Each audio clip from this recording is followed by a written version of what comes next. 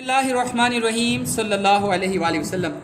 پیارے اسلام بھائیو، آج ہم انشاءاللہ نماز میں صدل کرنے کا حکم اور اس کی مختلف صورتیں سیکھیں گے۔ یہ بہت اہم مسئلہ ہے۔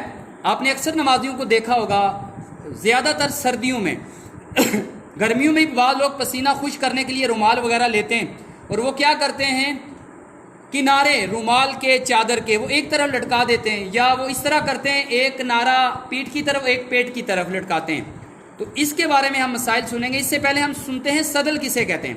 صدل یعنی پہننے کے کپڑے کو بے پہنے لٹکانا مکروہ تحریمی ہے، اور اس سے نماز واجب الاعادہ ہے، یعنی نماز کا دوبارہ لٹانا واجب ہے۔ صدل یعنی کپڑا لٹکانے کی کچھ صورتیں بیان کریں۔ صدل کا مطلب کیا ہے؟ کپڑا لٹکانا، اس کی کچھ صورتیں بیان کریں۔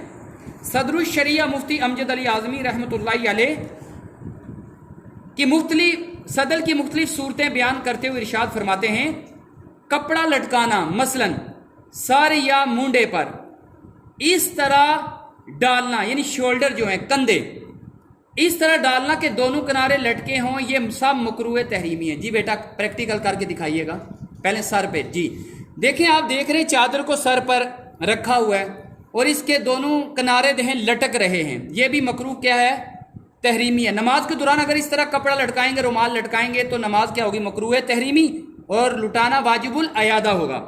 دوسری طرح مونڈے پر، یہ دیکھیں کندھے پر چادر یا رومال ڈال دینا، اور دونوں کنارے لٹکے ہوئے آپ کو دکھائی دے رہے ہوں گے۔ دونوں کنارے دیکھیں، برون چادر ہے، یہ لٹک رہے ہیں۔ اس انداز سے اگر کوئی چادر لٹکائے گا نماز کے دوران تو نماز مکروہ تحریمی ہو جائے گی، اس کو بھی صدل کہتے ہیں۔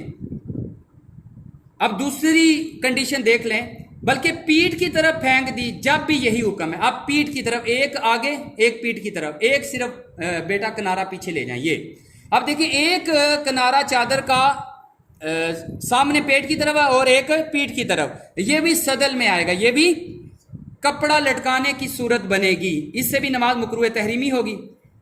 رومال یا شال یا رضائی یا چادر کے کنارے دونوں مونڈوں سے لٹکے ہوں، یہ ممنوع مکروہ تحریمی ہے، اور ایک کنارہ دوسرے مونڈے پر ڈال دیا۔ پہلے یہاں تک آپ کر لیں بیٹا، رومال یا شال یا رضائی یا چادر کے کنارے دونوں مونڈوں سے لٹکے ہوں، یہ ممنوع مکروہ تحریمی ہے۔ اب دوسرا سن لیں، اور ایک کنارہ دوسرے مونڈے پر ڈال دیا اور دوسرا لٹک رہا ہے تو حرج نہیں۔ اب دیکھیں بیٹا، یہ ہے ایک انداز چادر رکھنے کا۔ نماز کے دوران اگر کسی نے اس طرح چادر رکھی ہے تو اس میں حرج نہیں، اور اگر ایک ہی مونڈے پر ڈالا اس طرح کہ ایک کنارہ پیٹھ پر لٹک رہا ہے، دوسرا پیٹ پر، جی